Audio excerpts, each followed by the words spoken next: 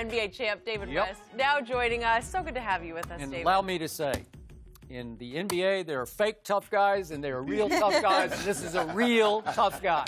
Real tough. The real deal. Way to go. Awesome. Appreciate you being here. So when you look at the Lakers, David, do they look like a championship team to you? Oh, yeah. First of all, I mean, a healthy LeBron on any team is a championship caliber team, in my opinion. But yeah, with AD and then some of the other guys who are comfortable and figuring things out for themselves, they're gonna be tough to beat. It is what it is. I mean, Shannon's gonna like that statement. You lost to LeBron 3 times when you were in Indiana, but he was with Dwayne and Chris and the Heat. Then you beat LeBron twice. You had Golden State Warriors around you, but you went 8-1 against him in the finals games, right? Right. So what was the difference in Miami LeBron versus what you saw from Cleveland LeBron? The teams I was on. Yeah. In Indy, we were a younger team, scrappy. We had an identity, and we could never reach the level that that group in Miami could get You to. pushed them pretty We hard. pushed them, but it was just that next step that you have to get to win, and he could get there, get any group there. Obviously, in Golden State, we had the talent and those guys who knew how to get there, and that's the only where you can, the only place you can beat him is up here. Big moments and things like that. So he is who he is. I long since have accepted this guy and the level that he's at, and it's just a matter of you having the toughness and the guts to try to compete against him. That's what it's going to come down to. So your coach in Indiana was obviously his coach now, Sure. Frank Vogel. Can Frank be a championship coach? Oh, yeah. Yeah, Absolutely. Yeah, Frank's got a different style. The way that he approaches the game. He's a player-centered coach. He's got the idea that he's going to get the most out of you and invest in you. And he probably doesn't have to do it much with this group as much as he had to do it with us in Indiana. But he's going to have them up, motivated, excited, refreshed, feeling like how rah-rah speeches. Well, he's got a us against them kind of mentality. His favorite saying is something we can't say on TV. Ooh. But what's the gist of it? It's tough. For him to be a coach in the position that he's in now, he's got to be able to figure things out for himself. Yeah. But he's a guy, like I said, can get people motivated and get the best out of them. Did he push you guys on the defensive end? Because he appears to have lit a fire under this team on that end. Yeah, absolutely. Defensively, that's sort of what we were known for in Indy, was having that defensive edge and that defensive focus. Did he preach and teach that? Yeah, absolutely, all the time. And he holds you accountable. And he's not one of those guys that's going to, point the finger at you and get you in a defensive mode. He's going to encourage you and pull it out of you. When you look at this team, they're number one in net defense. Now, they block about 7.5 shots, 7.8 shots a game. That's 1.5 more than second place. Right. That gap between them and second place is the equivalent between second place and 20th. Right. So they're a defensive team. Like you said, Frank Vogel is that. But what gives you the confidence? Because Skip mentioned they got 3 guys that's in the top 20 in dunks. Right. I think they're in the top 10, aren't they? Top 10? I believe so. Well, Go ahead. Right. Yeah. But they lead the league. Their team as a team. Is 3-point shooting, mid-range shooting, and I think they have a lack of ability to guard the 3-point line. That's what concerns me. Right. Because I think they have the talent. With AD, he's been right. advertised, and LeBron James, I guess he isn't washed just yet, huh? Right. Yeah, listen, they're gonna be fine.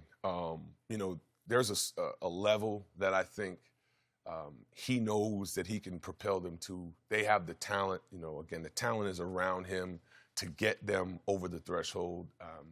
The fact that they're such a threat inside, and I'm happy for my guy JaVale.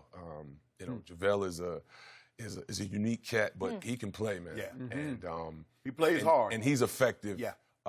And he's a load. I think you guys are seeing it like you got to respect him out there on the floor. And the more those guys develop their identities, all of this sort of things that we look at, the markers like the 3-point line, all those things are going to be I don't think they're going to be as important. The issue with them, I think, where their weakness might be, maybe at, if LeBron gets tired from having to create and handle the ball a bit much, but.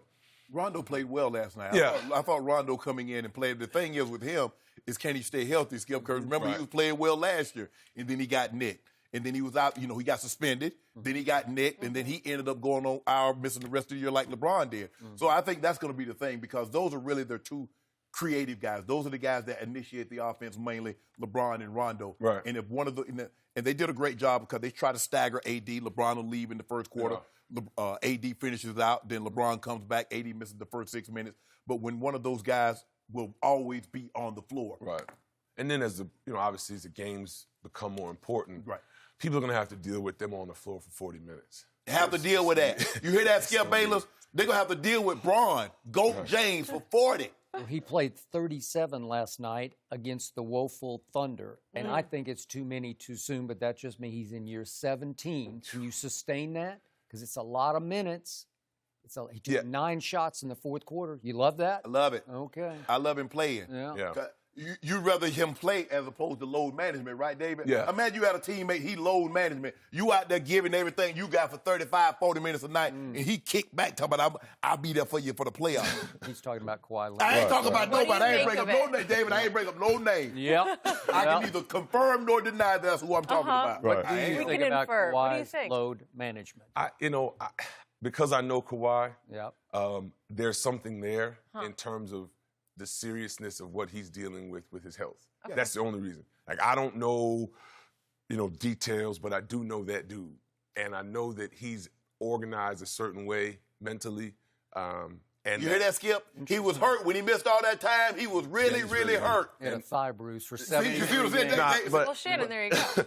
But again, Kawhi's got different. genuine. Yeah, he's got a genuine focus about the game. That What is he like around when you were like off camera with him? yeah, he's he's unlike anything I've seen.